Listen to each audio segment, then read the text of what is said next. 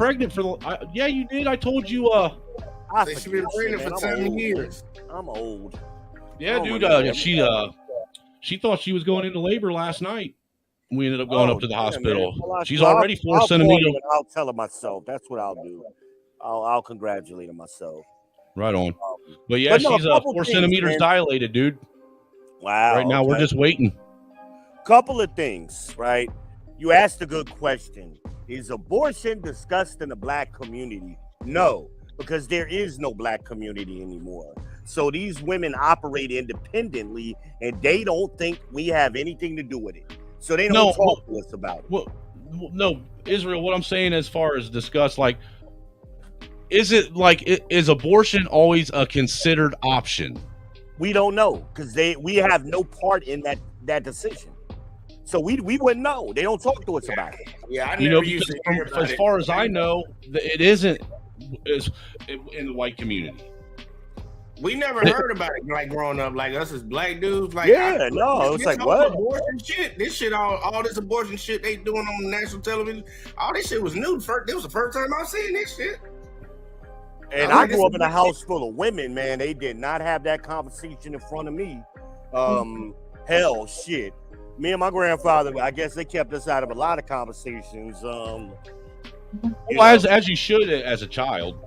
Well, I mean, hell, I was a teenager still. I mean, even as a teenager, look, dude, even as a teenager, there's a lot of stuff that, look, me and my wife, as far as my kids go, no, we don't ever argue. Well, keep in mind, it's a cultural thing. We grew up in a gynocracy. So they didn't keep us out of conversations because I was too young or any of that kind of thing. It was none of our business because we were men.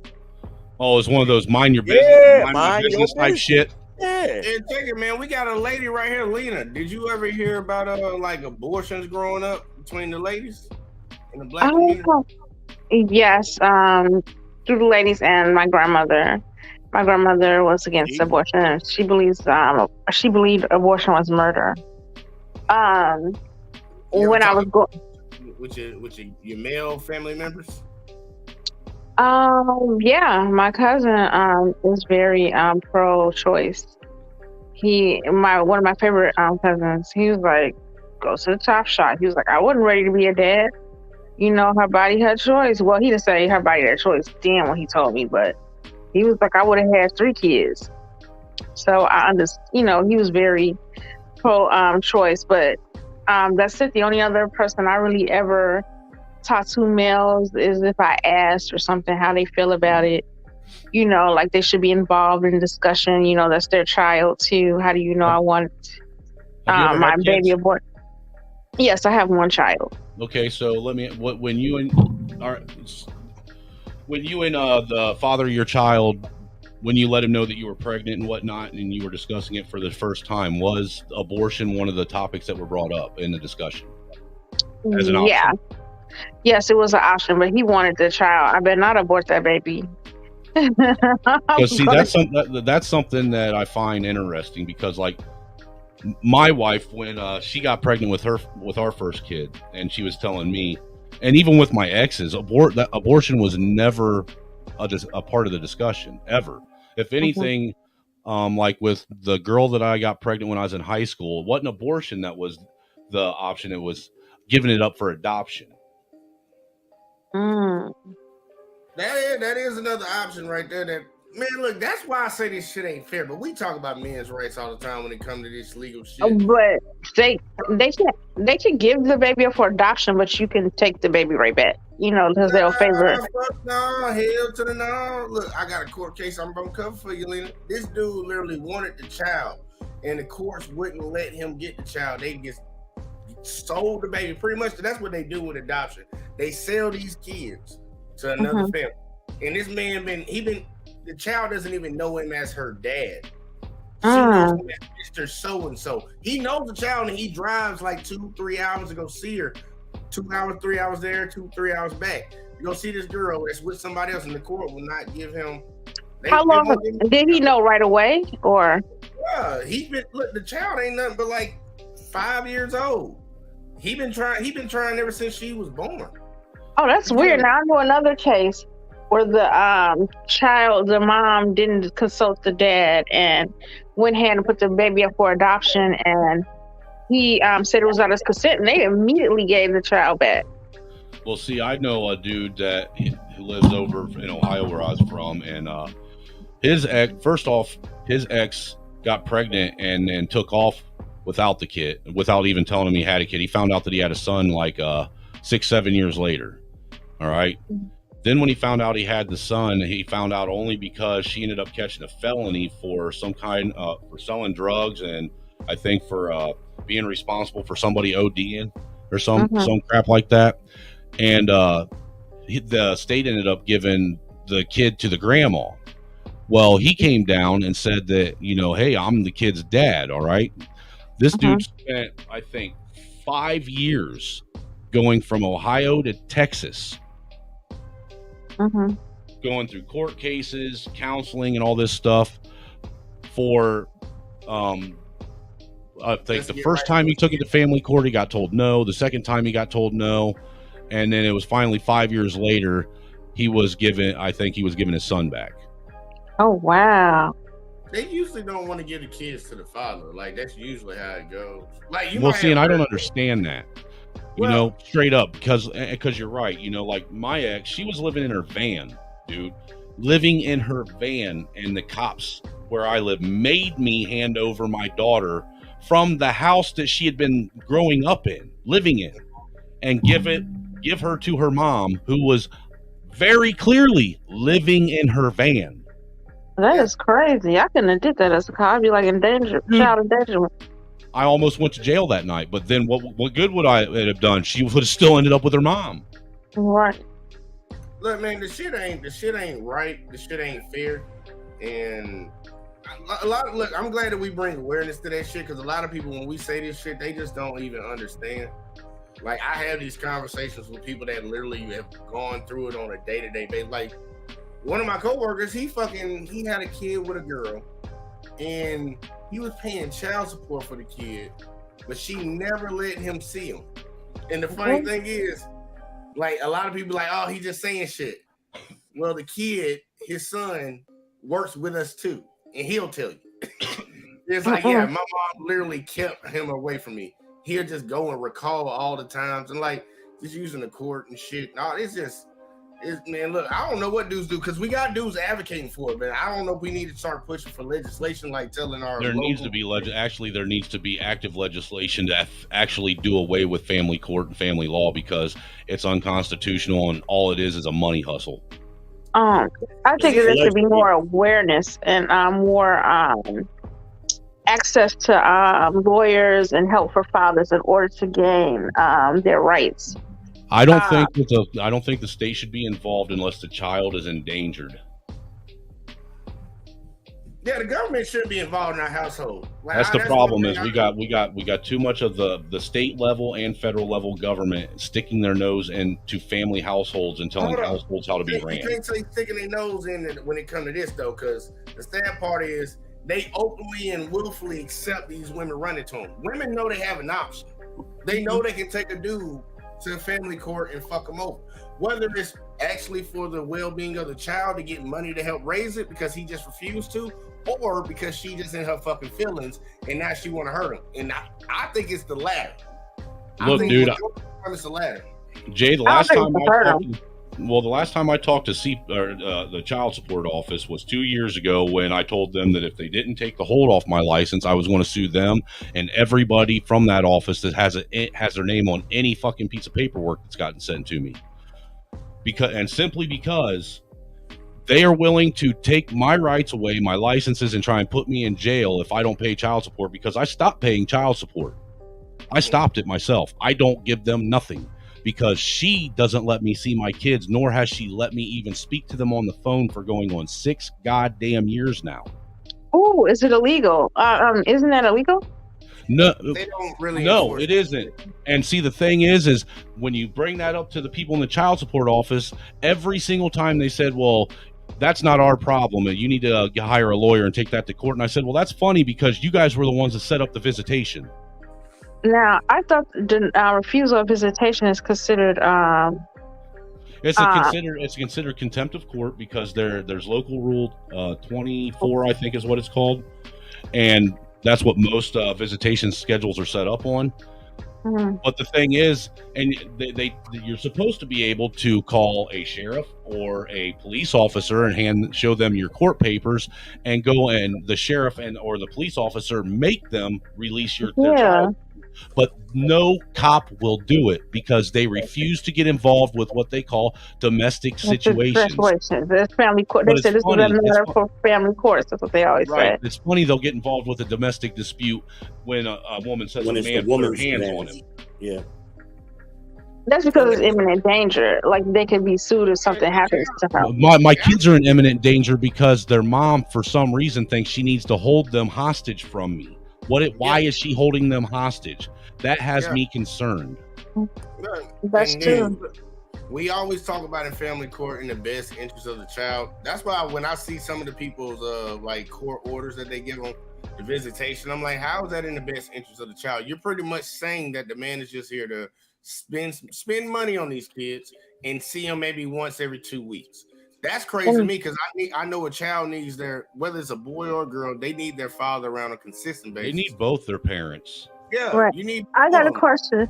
Have you tried to see your kids in a public place? And are your kids? How old are your children? If I may, you can't do that, Lena. Ma'am, when this happened, it happened when my daughter was 13 and my son was 10, and she came and told me if I wanted to see my kids again, mind you, this was on Father's Day, that if I wanted to see my kids again, I would go once again, file papers, and take her to court. I went to their house a year later, after trying to call for a year because me and my wife had moved to Indiana because of a job promotion. I went to their house. All I was out, saw my son out in their garage, so I walked up and was talking to him. She had come running out the door, told me to get off her property, so I did. Not my property, but I still sat there in the street, and she tried telling me to get off her property. Well, I'm sorry, but the street's not your property. Well, her little punk-ass boyfriend, husband, whatever the little fucking cheese dick is, he calls the cops, feeds them this big-ass fucking, fishtail. And now they have a restraining order on me, or not a restraining order, a no trespass order on me to where I can't even step foot on the property that my kids live in. Okay. But I thought in public places is fair game. Like if I I can stand on the sidewalk in front of their house all day long. Oh no, I'm saying like if you go to the school, if you go can't do that. Nope, I tried that. I went to the school and I asked the only way you can do that is if the mother actually has you written down on the school information as the father. And my ex has a father written down as unknown, even though the school knows I'm my daughter's father. Oh, they can't do that even if you show court order and the birth certificate that you're the dad. Yeah, when you get a restraining order specifies. Oh yeah, he got a restraining order. It's not a restraining order. It's a no trespass, Israel, and there was no restraining or no trespass. See, the thing is a woman by law is supposed to put you down on all the school documents. Mm-hmm. Again, that's one of those things that's supposed to be a contempt of court charge. But see, the thing is all these courts are ran by woman sympathizers that never charge any of these women with the violations that they're doing. Not going to be enforced. All they care about is the money, and the reason being is because of Title 4D.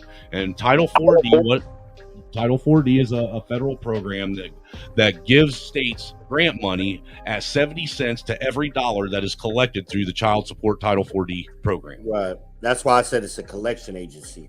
Well, it is. There's nothing. It's not even a government entity at all. Because it's crazy. My best friend went through the same something similar. She gave her father of her child joint custody. And he went on a run after vegetation and kept moving and stuff. She couldn't get her child, or she wasn't really able to see her child, but like maybe 3 times, and that's because she went public place bump. She went to where he was going to be or whatever. And he did file like restraining order or whatever, but it didn't stick because he didn't show up in court, so they dropped it. But now that he's grown is now that she's able to see him, but he was doing that since 8. So I tell I'll you, be honest, ladies. and I know this sounds sad, but my son and my daughter, Grace and Colin, it's been so long since I've seen them that I don't even remember how old they are now. I can't remember if my daughter turns 18 this year or next year. Oh, I'm sorry to hear that. Israel, you had something. Yeah, I was gonna say, I tell you ladies all the time, go down to your local family court or even domestic violence court and just sit there and listen. And you will be amazed how the men get treated. You'll be amazed. Because a lot of times we tell y'all these stories and y'all like, but this and but that and why, but what about this? And just sit there and listen. And I mean, you'll be amazed. I'm waiting for Ohio to pass parental alienation as a chargeable offense. That way I can sue my ex for it. That'd be nice. That'd be interesting. You know, I mean, if I had the money, I could literally go in and I could charge her for each individual contempt of court charge rather than going in and saying, you know, she's violated the court order and not let me see my kids. If I want to, if I had the money and wanted to actually pay to file each charge individually, you know, like 300-400 of them for each weekend I didn't get my kids, for each Wednesday I didn't get my kids, for each time for everything that she's done, right. Phone calls, I could do that. I could literally file each individual one and force the court at that point to do something, because I think that's why a lot of these women are also getting their hands slapped, because a father will, you know, go to and have a lawyer file contempt of court charges, and all that lawyer will do is say, you know, all these instances, lump it up into one contempt of court charge, right, rather than file an each individual charge as an individual charge. Right. Now, I want to go back to something else y'all were talking about earlier. Y'all kind of mentioned the projects, okay? And I wanted to add a little clarification on that. One that did that, and if I wasn't trying to, if I made somebody feel some type of way, I think you. Well, the projects have gone. They haven't been around since really the early 90s. There are no more projects. Yeah, I was gonna say. And there are none in the South. There have never been any projects in the South. The original projects were built in the inner cities. And they weren't even built for black people. They were built for poor whites in the 50s. Most of them were before.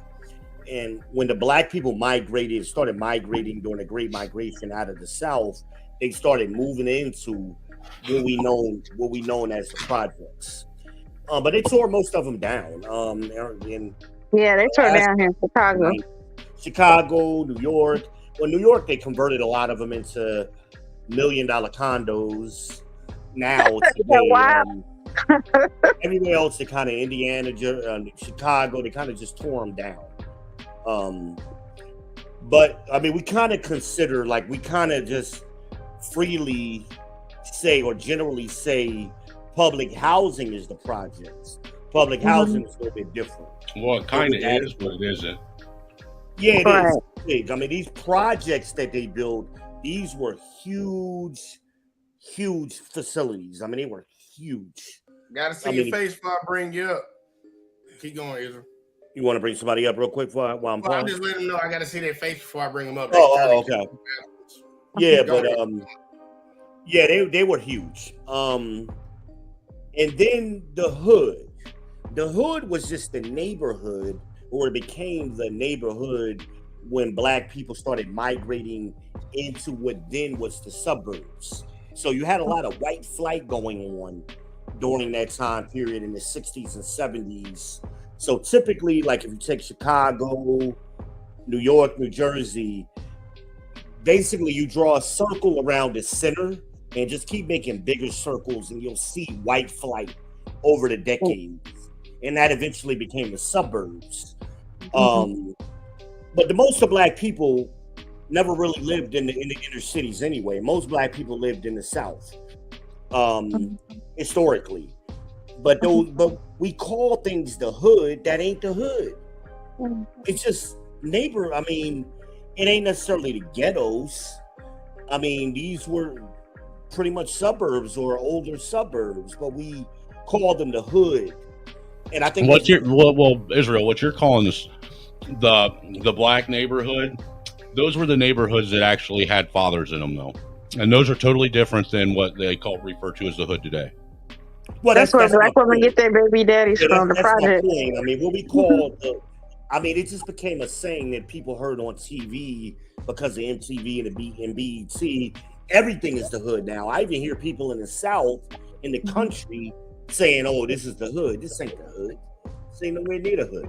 It's all good in the neighborhood. Can we go back a little bit?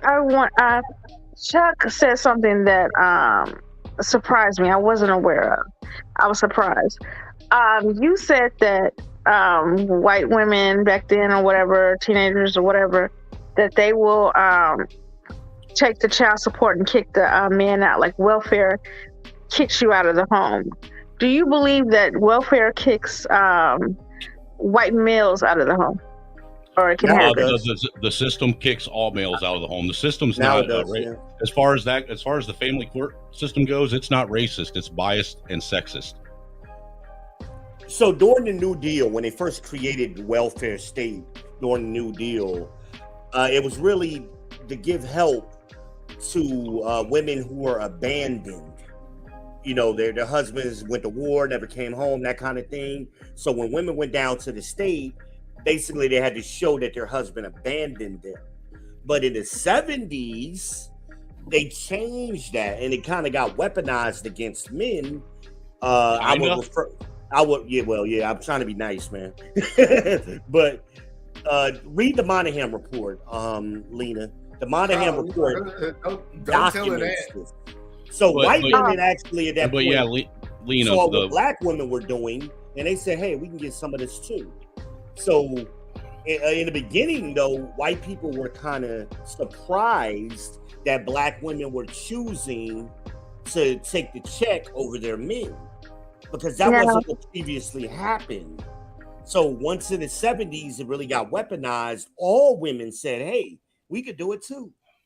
Yeah, and that's the thing. That's the point that I was trying to get across. Yes, a lot of the white women, like, you know, my first kid's mom, you know, she got pregnant, kicked me out of the house, and then waited for the kid to get born so she could take me for child support. You know what I'm saying? One of them type of things. That's why that's why I asked if abortion was something that was always an option talked about between couples. No, that are having a child, because that's something that when it got brought up, me personally or anybody that I know, they never discussed. Now I got a question. Hold that question 1 second. I want to respond to what he just said. When they brought it up, Snowman, they it was kind of more that they were telling us what they were going to do, not asking us what they were going to do. They were telling us. You know, I mean, you had your few examples or exceptions, like Lena pointed out earlier. Her children's father was basically just adamantly against it. Mm-hmm. And most black men are. See, politically, there's a difference between black women and black men. Black men are center right politically, on the ideology thing. Black women are liberal. They're left. So it's that difference, and I don't know why, because it's never helped y'all. But anyway, it's never helped y'all. It's actually destroyed our community. And that's what black men are trying to do today. Now that they're more vocal, they're trying to say to black women, "Hey, look at this. This is destroying y'all. This is hurting y'all." And like Snowman brought up earlier, want to be saved. Well, like you brought up earlier, Snowman, it's 50 million is the number of abortions. Right. 50 million. Now, I want to go back just a little bit. Now, you were saying that you know, welfare takes the father out of the home. Now, in the forum, Pretty Boy, he had put in a comment talking about you know, welfare wouldn't allow a man in a home. Do you feel that welfare takes fathers out of home voluntarily or involuntarily? Are you saying that, okay, she can't legally put me on here, I have to hide out in the home? and that's why I'm taking out the home, or did she physically like? I'd rather get welfare to deal with you and have a man in the house. Well, So, see, sister- you asked me something because I can give you an answer because I saw both perspectives of it because I grew up on welfare, and my first kid's mom, she was on welfare for a while after she had the kid and drawing child support, and at one point she was living in basically low income housing. All right. And in order for her to be able to be in low income housing, she had to be a single mother. You know, in order for her to actually get, like, she could get food stamps if I was in the house, but if she wanted cash assistance, I couldn't be in the house. Right. Mm. So, All right. to answer your question, it's not the government that's kicking the men out. It's the women who are doing it. Whereas when my mom and dad were on welfare, they didn't give a crap. They're purposely doing it, Lena, so that they can get the benefits that Snowman is describing. Title 4G, that's what it's all about. So, Sister Shahrazad Ali spoke about this very issue 30 years ago. She spoke Not about super mammy. Okay. I said not super mammy. Go ahead. I don't know why you're laughing. It was funny. What do you call? Why are you calling Super it? mammy. Man, the stuff she be talking about allowing, she is a little out there. No, everything she prophesied 30 years ago has happened. You don't like Jesse Lee Peterson, do you? See, this is the problem not at all. When you listen to things or you look at the world through a subjective lens, through an objective lens. So, tell me what Sister Shahrazad Ali was wrong about. What her prediction? Not that she's wrong about what I agree, like with some of her things about violence, or she said it's happening, like, but she makes it seem like it's okay, it's normal. Oh, set your man and cheat. Oh, he's gonna have another woman out the side, and I'm like, are you? Well, if you're not taking care of him, he damn sure is. I don't remember her saying that. Maybe she did, maybe she not. I just find it funny. Now, see, that's the thing that hold on, if you don't mind, I just want to make one point, if I can, Israel. Go ahead. All right, and then you can have it. That's something that never gets talked about, that always gets glossed over when we have this discussion about men cheating. A woman cannot sit and hold sexual pleasure hostage from a man and then expect him to be okay with that for an extended period of time. If you're not going to do the job that he is asking you to do as far as pleasing him, you cannot be pissed at him for going out and finding someone that will. Then that could be the same for a woman. It is the same for women. It is the same. That is because a man, you know what? A man is not going to get pissed. How many women do you hear that they're going out and cheating because their man isn't giving them no dick? I've heard it, and I give it a good dick. Come on, Lena, that's not. Yes, it is. Now, at my age, yes, and I be looking at them. I understand why the man isn't giving them dick, and I feel like they got issues. Like, it's men in their 40s and even younger. I know some men in their 30s that got ED. Come on. But I'm just trying to keep it real and be honest here, because most men, 95% of men, and I'm being fair here by saying 95% of men, in their sexual prime, they will have a woman that'll get pregnant with his kid, and after she has his kid, will hold sex hostage from him and expect him to be okay with it. That happens all the time. And you know it does. You're a woman. You have girlfriends. I'm sure you have one that's done that, where she doesn't ever give her man any dick, and she's complaining because he's always hounding her about wanting some pussy. I understand that. Like, I've never weaponized it. But that's what I feel like no, I understand it. Punishment, but also I feel this has happened to me. I'm keeping it real. Like, they've done so much to me, I'm turned off. It's not because I'm punishing them. I'm just not in the mood. If you're not sexually attracted to your mate, then end the relationship, because your sexual health is just as important as your mental health and your physical health. I understand. I agree with you to some extent, but I don't think you should run because sexual health. But if it's something that they're punishing you with, then I have a problem with that. But you can't turn someone out. Like, let's say you arguing and you're not in the mood because, look, you made me mad. You did this. I don't feel like sex. Okay, well, hold on. Let's go back to what you just said. your argument of sometimes they do stuff to where I'm just sexually turned off by them, right?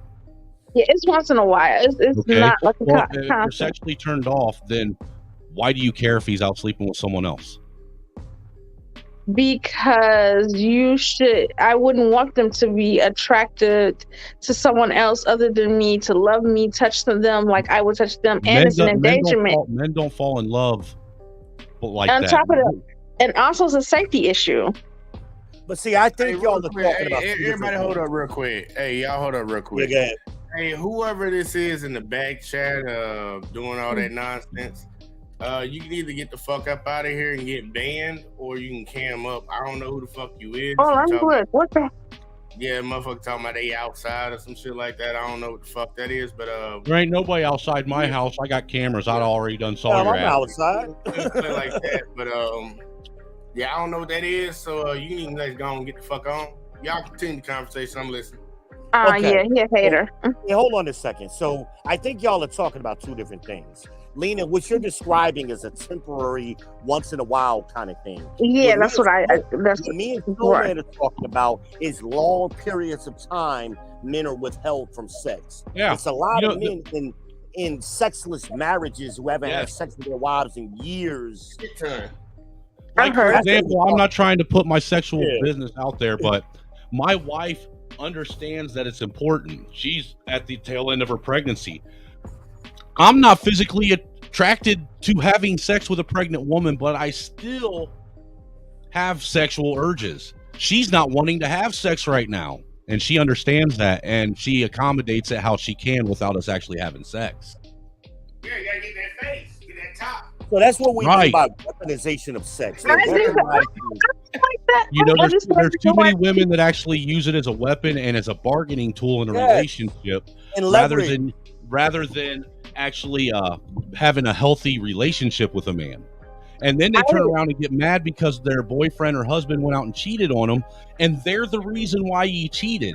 He begged and begged and begged for her to have sex with him. She kept saying no, and then went around and told all of her fucking girlfriends that all he ever did was hound me all the time about sex, from the time he woke up till the time he went to bed. Yeah, what do you expect a man to do? Sometimes you can't match. Like I was older too. I was like 37, 38. My ex, I could do once a day. He was 3 times a day. He was fucking killing me. And trying to meet that. You gotta have that conversation up front. That's a different topic. What we're talking about, though. And a lot of times, and I'm not trying to be disrespectful to you, but women, y'all always do this anecdotal shit and miss the point of the conversation. We're not talking about that.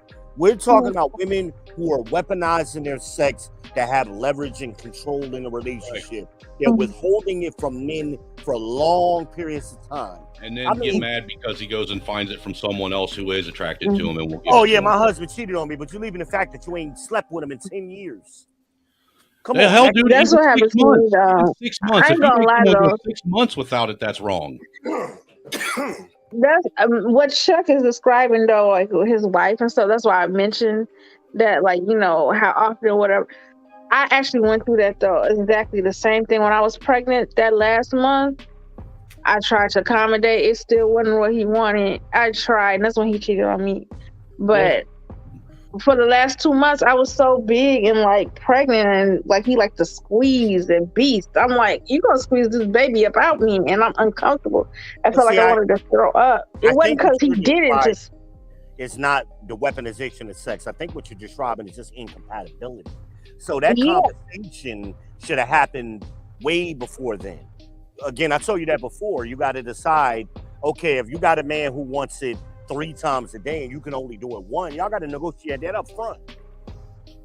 You got to have that conversation, but a lot of people don't. Men don't. Men don't usually. The bottom line is this, man. If a woman expects me to get her stuff or pay for things when she needs them without saying no, then when I want sex, I shouldn't hear no. Unless there's something going on, unless there's extenuating circumstances. Okay, I can understand if you're sick and legit sick. I can understand if you're having a bad day or whatever every now and again. But my wife has told me no twice in 10 years. Twice. Oh wow, good. Lena's like just And, that and little. just to prove that this is nothing new or that modern women crap, the Bible addresses this very issue. There's only certain times when you're allowed to deny your partner sex. That's in the Bible. Oh man, And I can see that scripture. Now I heard to give your wife the marriage due. I knew that scripture, but what was the other two?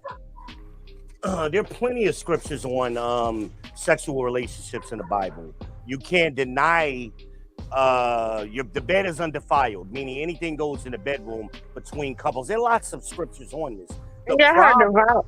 Mm-hmm. well, problem and really, it's just having, you know, the same level of respect for the person that you would expect them to have for you. Like my wife has, the reason why my wife has only said no twice in 10 years is because she realizes that if she denies me sex, she's the only one to blame if I cheat, because she's the one forcing me out the door. She's the one forcing me to go out and seek that kind of involvement in that part of my life that I'm missing from someone else when she could be fulfilling that.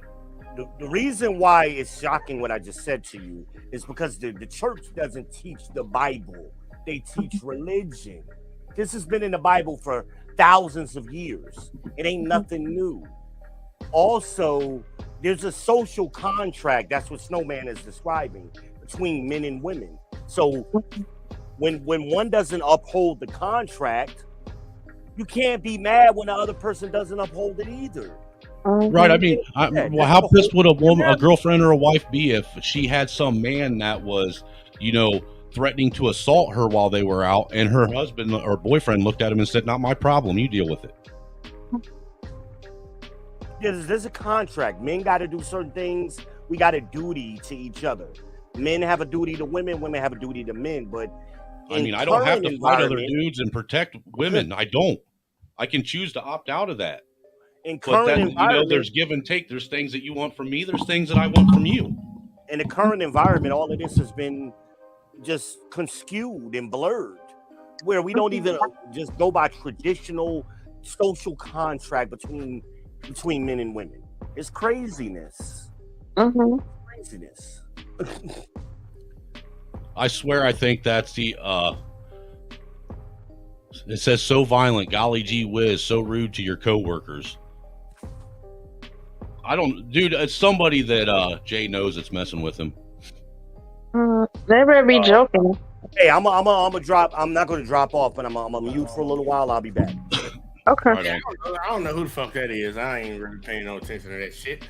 But look, man, I was actually we actually grinding, man. But I actually like this conversation right now, especially since I'm about to take a little break. So, you know, it's always good to go out with a nice conversation. Actually, I enjoy having a conversation with a woman that can have a conversation and not get all up in her feels. Kudos and salute to you, ma'am. Thank you for not getting all bent out of shape and offended by what I say. Oh no, I understand where you're coming from, and I take it as a learning thing. Some stuff I agree with, some I don't, but I agree with a lot of stuff that you said. Like, I understand, like, I do feel children need their fathers. I don't like the system. I hate how the system makes profit out of, you know, dispersing money to people's children. The idea to me personally, I feel welfare should be used for deadbeat dads, not for regular dads that's trying. It's different when you're not trying. Yeah, child support. Yeah, I don't like that. Like, I don't have my father my child on child support. He pays out of pocket. So you know, that's the other thing right there that a lot of women do. They want child support and the dad to also give extra money out of his pocket. You know, I mean, it's like what do you want me to do? Just lay over, go to work, and be a constant ATM and not get no benefit out of it? You know? So I salute you. We covered that. We did a live stream on that. You remember that, Lena? We did that video where that guy, I think it was off of Facebook or some shit like that, but this guy was with a woman, and he was talking about he was going to buy his son some shoes. And that lady, you already pay child support. You ain't buying that kid no shoes. And then she was like, you get the fuck up out of here. But Chuck Black, you remember it? Because they had a wait. Yeah, I do. I was on that panel because I started with the dad because the dad should be able to buy his kid whatever he wants whenever he feels. He is the dad. She's interfering. I think it's disgusting that we live in a society now where how they. I'll give it. Sorry, Jay. I don't mean to interrupt, but I just want to say I think it's disgusting. We live in a society that a good father is dictated by how much money he gives the mother. I think that metric being used to gauge fatherhood is absolutely disgusting and abhorrent. Because a good father is a father that is actually an active role in the child's life. Someone that knows their child's likes and wants, that knows who his favorite superhero in color is. A dad that's actually a part of when he goes to school, the teachers know him. You know, that is a good father, a father that actually is helping rear his child, not someone that signs checks. Anybody can sign a fucking check and give money. That's just easy maintaining to do. the child at that point. You ain't even taking care of him, just maintaining them. I agree. But I don't think it's just fathers who deal with just that. I'm not taking away from fathers, but I'm only saying this because I can. Oh, hold on, time out. It's 12:30 where I'm at too, by the way. So happy Father's Day to you, Israel. Yeah, it's 11:27 here, but I said it earlier in the chat. Happy Father's Day again to all the dads, but I said it earlier. Happy Father's Day. Man, that shit is right. And happy Father's Day, Izzy.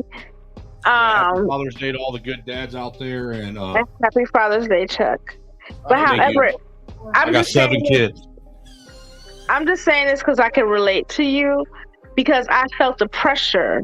I even sent you that I sent you that too, the little short about Gucci moms. I really felt the pressure of how much money I spent on my kid. I felt like I was competing, and people felt like I didn't love my kid if my kid didn't look nice or had the latest this. And I put a lot of pressure on my kid to get good grades and stuff, because I was like, oh, she doesn't know something. It's my fault. I did something. I took a lot of stuff upon appearance and not about the quality and the condition of my child. How other people thought, oh, she looks good. Your child is so pretty. Oh, your child has the new Nikes. Oh, your child's on honor roll. Oh, your child's on in everything. I was putting her in everything. Like, she did the wax museum at her school. She did the 70s thing at her school. I was pushing her to do everything, and I never asked, did she really want it? I just see it like, oh, we're going to do it. Well, there's certain things that you ask your kids if they want. I can see that, but as a parent, the majority of shit that kids are doing, they're doing because you tell them to, because you're a good parent, and that's what good parents do. They make their kids go and do things that they don't want to do so they can at least experience it in life. You know, that's just my take on it. I don't ask me personally, my house is not a democratic place for kids. This is communist as fuck up in here. Yes, I'm American and I believe in freedom, but my house is as communist as it gets. Kids have the right to shut the fuck up and do what I tell them to do. But when I was saying that, I don't treat them like crap either. You know, I still hear them. I talk to them. I engage with them. Like my son, you know, he's my he's my little buddy, my little mini-me. You know, like I told him today, his mom's getting ready to have our second daughter.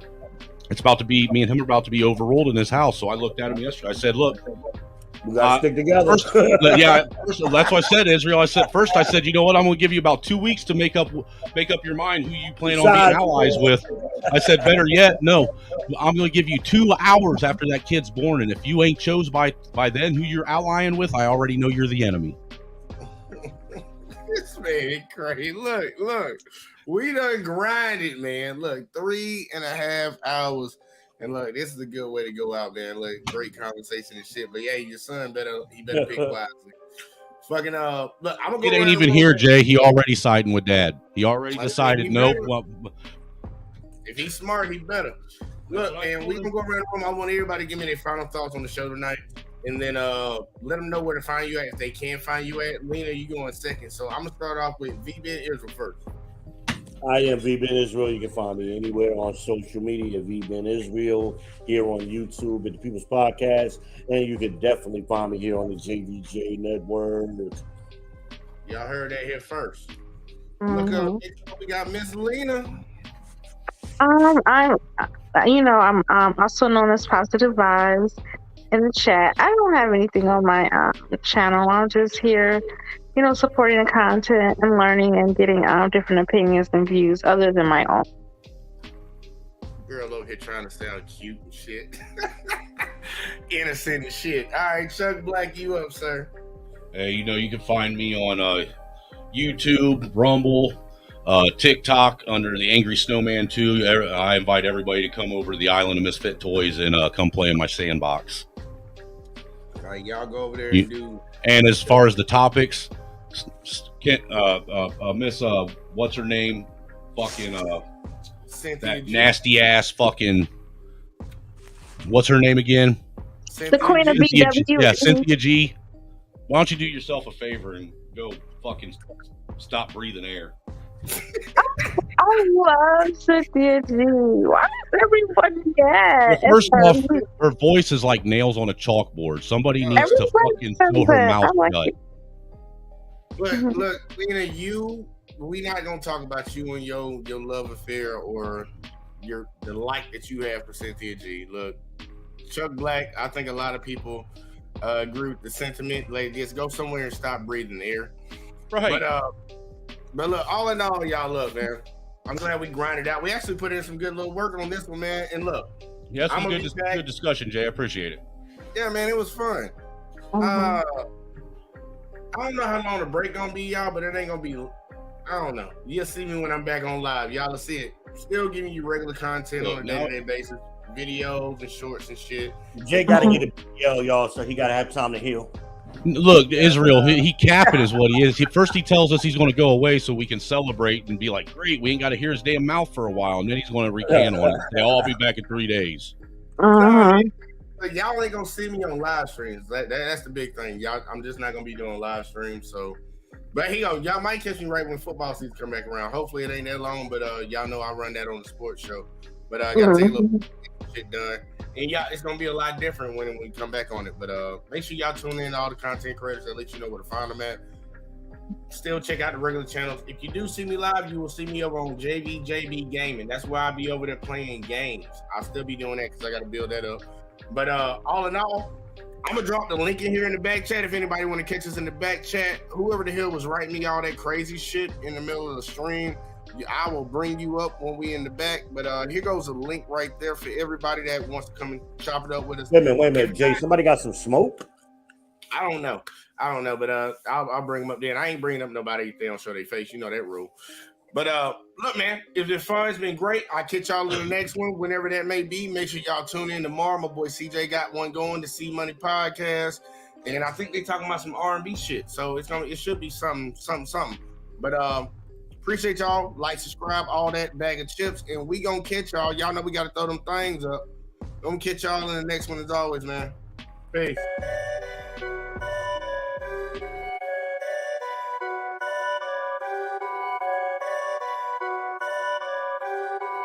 Perfect.